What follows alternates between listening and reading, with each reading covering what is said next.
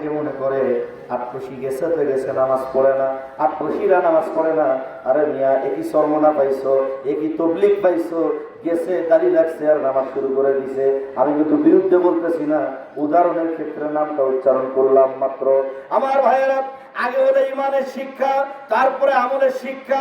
বর্তমান সমাজে ইমানদারের খবর নাই, আমলদারের অভাব নাই।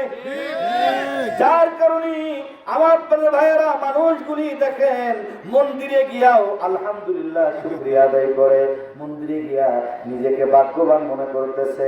অথচ আল্লাহ রসুল ইসলামী একটা বিধান আছে, আমরা কথা বলতে গিয়ে আমাদেরকে বাধা প্রদান করা হয়। বলবো না, তবে ইমানের ক্ষেত্রে কথা বলার জন্য কিছু বেঈমানদের কথা বলার দরকার আছে না নাই? আমি অসুস্থ হয়ে গেছি, পেশাব পরীক্ষা করবে, পায়খানা পরীক্ষা করবে, রক্ত পরীক্ষা করবে, কত কিছু প্রয়োজনীয় ভাবে পরীক্ষা করে তারা। এরপরে আপনাকে 15 দিনের ওষুধ লিখে দিতে পারে, 1 মাসের ওষুধ লিখে দিতে পারে। আপনার অসুস্থতার উপরে ভিত্তি করে আপনাকে একটা প্রেসক্রিপশন করে দিবে, যাও এই ওষুধগুলি খেয়ে আবার 1 মাস পরে আসবা। আমার ভাইয়েরা, যখন আমাদের শরীর রোগাক্রান্ত হয়, ডাক্তার দেখাইলে আমাদের পরিবর্তন আসতে পারে, কিন্তু রুহু রোগাক্রান্ত হয়ে গেলে, রুহুটা রোগাক্রান্ত হয়ে গেলে, এই রুহুর ডাক্তার তো দুনিয়ার কোনো ডাক্তার নয়। রুহু রোগাক্রান্ত হয়ে যাওয়ার কারণে, এই রুহুটা রোগাক্রান্ত হওয়ার কারণ কি? গুনাহ করতে করতে, অন্যায় করতে করতে, মিথ্যা বলতে বলতে আমার রুহুটা দুর্বল হয়ে গেছে, রোগাক্রান্ত হয়ে গেছে। এখন আর মিলাদ কিয়াম ভালো লাগে না, এখন আর দোয়া দুরূদ ভালো লাগে না, এখন জিকির ভালো লাগে না, নামাজে মজা লাগে না, আল্লাহর ওলিদের কথা শুনতে ভালো লাগে না। কারণ কি? কারণ হলো তার রুহুটা রোগাক্রান্ত হয়ে গেছে। এখন রুহুর চিকিৎসা তো কোনো ডাক্তার দিতে পারবে না। এই রুহুর চিকিৎসা যদি করাইতে চান, তাহলে যিনি আল্লাহর ওলিও বন্ধু, যারা রুহের ডাক্তার, তাদের কাছে যাওয়া লাগবে। যাওয়ার পরে দেখবেন, সেখানে যাওয়ার সাথে সাথে বলবে না বাবা তুমি যুগ বানায় দাও, যাওয়ার সাথে সাথে বলবে না বাবা তুমি দাঁড়িয়ে রাখো, যাওয়ার সাথে বলবে না বাবা তুমি নামাজ পড়ো, যাওয়ার সাথেই আমার ভাইয়েরা বিভিন্ন ডিপার্টমেন্টে আপনি খেদমত করবেন। কেউ আছে দারুদার শিবিরে, কেউ আছে গোশালায়। আমি দেখেছি কোটি কোটি টাকার মালিক অথবা সব থেকে বড় মাপের আলেম, তারা কি করছে? গোবরের ঝুড়িটা মাথায় নিয়েছে, এই গোবর এই কপাল দিয়ে চেহারা দিয়ে বিয়ে দিয়ে গোবরগুলি পড়তেছে। আহা, এমন সুন্দরভাবে খেদমত করতেছে। কে শিখে দিল রে? গোবরের ঝুড়িটা মাথায় নিচে, চারিদিক থেকে গোবর পড়তেছে, কোন ঘৃণা না, মহাপ্রভুর সাথে দরবারে খেদমত করে। আপনি হরিগুরুপে গিয়া দেখেন, সেখানে হরিগুরুপে একাধারে তারা খেদমত করতেছে। পাঠশালায় গিয়া দেখেন খেদমত করতেছে। বিভিন্ন ডিপার্টমেন্টে আপনি গিয়া দেখেন খেদমত চলমান রয়েছে, খেদমত চলমান রয়েছে। এইভাবে খেদমত করতে করতে, এইভাবে দরবারে যাওয়া আসা করতে করতে একটা সময় দেখা যায় বেচারা দাঁড়িয়ে রাখছে, একটা সময় দেখা যায় বেচারা নামাজ পড়ছে। অনেকে মনে করে আট্রসি গেছে তো গেছে, নামাজ পড়ে না, আট্রসিরা নামাজ পড়ে না। আরে মিয়া, একই সরমনা পাইছো, একই তবলিগ পাইছো, গেছে দাঁড়িয়ে রাখছে আর নামাজ শুরু করে দিছে। আমি কিন্তু বিরুদ্ধে বলতেছি না, উদাহরণের ক্ষেত্রে নামটা উচ্চারণ করলাম মাত্র। আমার ভাইয়েরা, আগে হলো ইমানের শিক্ষা, তারপরে আমলের শিক্ষা। বর্তমান সমাজে ইমানদারের খবর নাই, আমলদারের অভাব নাই। যার কারণে আমার ভাইয়েরা, মানুষগুলি দেখেন মন্দিরে গিয়াও আলহামদুলিল্লাহ শুকরিয়া আদায় করে, মন্দিরে গিয়া নিজেকে ভাগ্যবান মনে করতেছে। অথচ আল্লাহ রসুল ইসলামী একটা বিধান আছে, আমরা কথা বলতে গিয়ে আমাদেরকে বাধা প্রদান করা হয়। বলবো না, তবে ইমানের ক্ষেত্রে কথা বলার জন্য কিছু বেঈমানদের কথা বলার দরকার আছে না নাই?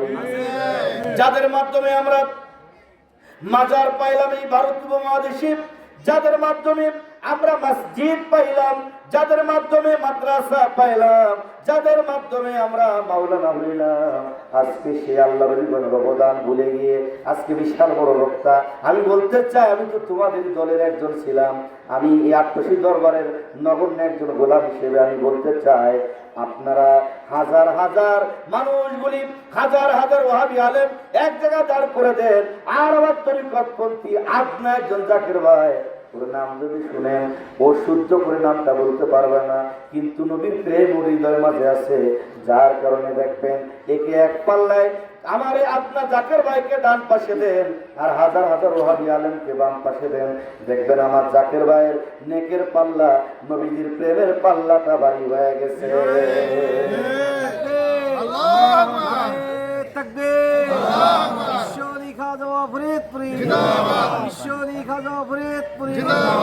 পবিত্র আজিমুসান ইসলামী জলসা হযরত মাওলানা জাহিদ হোসেন জাকির, নারে তাকবীর। তুমি ফুটেছিলে ফুল শেরপুরেতে মহান গৌরবে, মশগুল হলো দেশ মহাদেশ তোমার সৌরভে, মশগুল হলো দেশ মহাদেশ তোমার সৌরভে। আমার প্রিয় ভাইয়েরা, এই জন্য অবদানগুলি তুলে ধরতে হবে, ভালো মন্দ ভালো করে বুঝতে হবে। আমার প্রিয় ভাইয়েরা, আপনি সুন্দর একটা টুপি মাথায় দিলেন, টুপির দাম মাত্র 20 টাকা, 20 টাকার টুপি আপনি মাথায় দিলেন। আমগো যশোরে 20,000 টাকার জুতা কিনতে পাওয়া যায়, 20,000 টাকা দিয়া জুতা কিনলেন, ওই যে জুতার স্থান হলো মানুষের পায়ের নিচে, আর 20 টাকা দিয়া একটা টুপি কিনেছেন, নরমাল একটা টুপি, ওই টুপির স্থান হলো মানুষের মাথার উপরে। আপনার মাথার টুপি খুলে কারো গায়ে পড়লো, আমার ভাইয়েরা দুলা বালু ছেড়ে দিয়া এই টুপিটা একটা চুম্বন করবেন, চুম্বন করে বলবে ভাইজান আপনার টুপি পড়ে গেছে, টুপিটা লন। কি একটা মহব্বত। আমার প্রাণের ভাইয়েরা ভালো করে বুঝেন, এই যে মহব্বতটা পাওয়া যায় এটা তো টুপির দাম কম হলেও যেহেতু স্থান হলো মাথার উপরে, আলাদা একটা মহব্বত। আর 20,000 টাকার জুতা তুলে কারো গায়ে পড়ছে, ঝগড়া তর্ক লাগবে না, দেখবেন এমনি কিলাকিলি শুরু হয়ে যাবে। ঈশান নামাজের পরে ঠান্ডা গরম মিশায় বিলাসও ভালো পরিষ্কার হবে, কি একটা অবস্থা হয়ে গেছে।